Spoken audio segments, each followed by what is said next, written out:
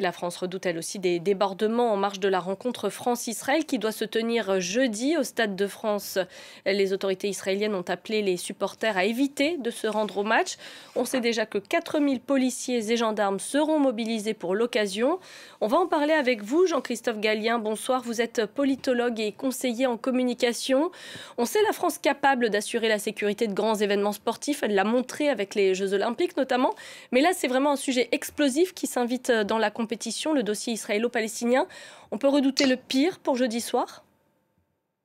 Écoutez, moi, j'espère que non, et je crois que non. Je pense qu'il y aura effectivement une jauge réduite d'abord dans le stade. C'est-à-dire que les gens présents, le stade a été réduit en termes de capacité. Ensuite, il y a un système de sécurité qui est, sinon celui des Jeux Olympiques, en tout cas extrêmement recentré sur le stade et autour du stade pour garantir la sécurité des spectateurs, évidemment des joueurs et de tous ceux et ceux, médias y compris, qui participent à cet événement. C'est un enjeu majeur puisque c'est un sujet, vous avez raison de le dire, qui dépasse largement l'enjeu sportif.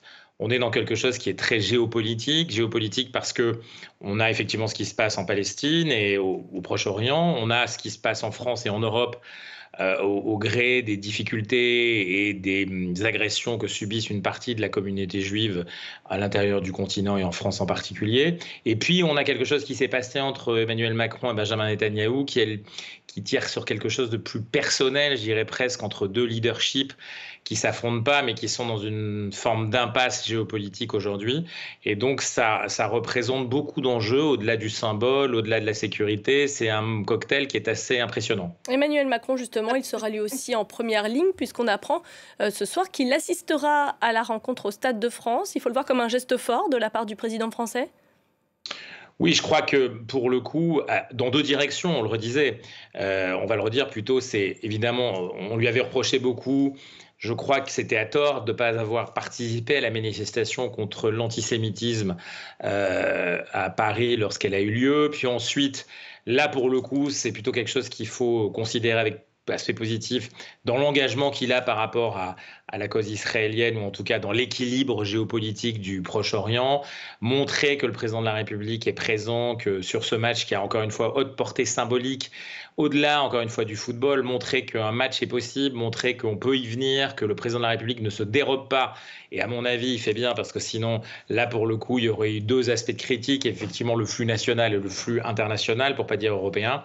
C'était indispensable. Il prend un risque, vous savez, à chaque fois qu'il est venu dans un stade ces derniers temps, il s'est fait siffler. Donc c'est aussi un risque personnel, mais qui, semble-t-il, pour le coup, il est capable de dépasser. Alors l'un des autres gros dossiers qui va accaparer le gouvernement cette semaine, c'est celui du projet de budget pour 2025.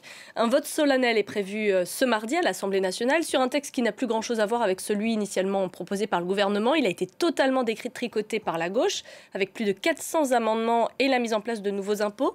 Comment expliquer que le camp gouvernemental ait laissé faire? Quelle est sa stratégie derrière tout ça? Là aussi, il y a deux flux. Il y a un premier qui est un gouvernement faible sur un État faible. Vous savez, on fait face à quelque chose qui a permis au Parlement, alors certains s'en réjouissent, là pour le coup, c'est l'Assemblée nationale qui pour l'instant, sur ce volet recettes, a pris la main, et une partie de l'Assemblée nationale qui est plutôt les gauches réunies avec effectivement une division assez forte à l'intérieur du camp gouvernemental, on va pas parler de majorité, là c'est le gouvernement, et avec un gouvernement qui est en difficulté, qui est à la traîne, qui ne peut pas lutter en commission, qui ne peut pas lutter à l'intérieur de l'Assemblée. On parle du volet de recettes, mais on pourrait parler aussi de ce qui a été examiné en commission, c'est-à-dire les dépenses, où là on a 47 milliards de plus de dépenses qui vont arriver dans le projet, si tant est qu'on puisse aller dans l'examen à l'Assemblée de manière en séance publique. Donc oui, c'est un gouvernement totalement dépassé par les événements, mais qui sait qu'il a une arme finale qui est après le parcours, qui peut être incertain. On doit voter en 40 jours avant le 21 novembre. Il faut donc qu'il y ait quelque chose qui soit passé. Sinon, ça ira au Sénat avec le projet initialement imaginé par le gouvernement. On sait qu'au final du final, le 49.3, à tout le moins, permettra au gouvernement de faire passer son budget tel qu'il a été pensé, conçu par son projet à lui, en tout cas son projet Donc il est serein finalement? Écoutez, je pense qu'ils sont en difficulté, qu'ils ne peuvent pas faire autrement à l'intérieur de l'Assemblée. Il n'y a pas moyen, si vous voulez, et puis ils n'ont pas intérêt à ralentir encore davantage le travail parlementaire, sauf à dire qu'ils voulaient plomber de l'intérieur. Mais là, il aurait fallu avoir que ça soit Ensemble pour la République ou que ça soit chez les Républicains, une capacité d'influence suffisante à l'intérieur des commissions qu'ils n'ont pas eu.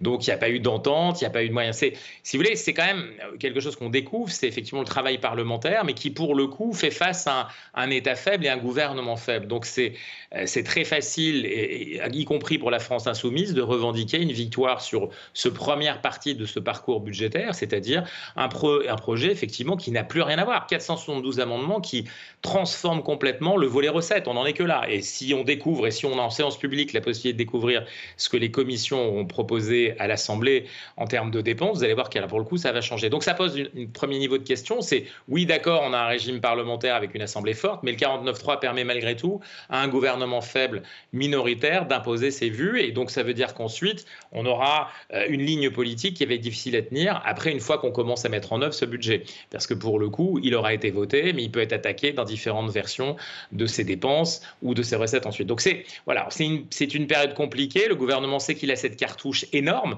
C'est pas une cartouche, d'ailleurs, c'est un missile énorme, si vous voulez, qui permet d'en finir avec cette incertitude, cette difficulté. Mais il est passé par des semaines, il sera passé par des semaines, non pas d'humiliation, mais en tout cas de défaites à répétition. On verra au Sénat. Au Sénat, évidemment, ça va être beaucoup plus simple. Encore que, on a vu Gabriel Attal dans un autre contexte, celui du travail sur la commission d'enquête parlementaire sur qu'est-ce qui s'est passé autour de la dette, se faire étriller au Sénat. C'est les mêmes sénateurs républicains qui appartiennent à la même minorité de gouvernement avec Gabriel Attal et Ensemble pour la République, dont il est le président de groupe à l'Assemblée et peut-être bientôt le président de parti. Donc on est dans un contexte effectivement extrêmement faible du point de vue du gouvernement, plutôt intéressant du point de vue de l'Assemblée nationale, mais qui ne donnera rien au final, puisque le projet gouvernemental a les plus grandes chances, malgré tous ces changements, malgré toutes ces options, malgré cette démonstration de force, notamment des gauches, d'obtenir évidemment ce qu'il veut avec le 49.3. Merci beaucoup Jean-Christophe Gallien pour ce point sur l'actualité politique à venir en France.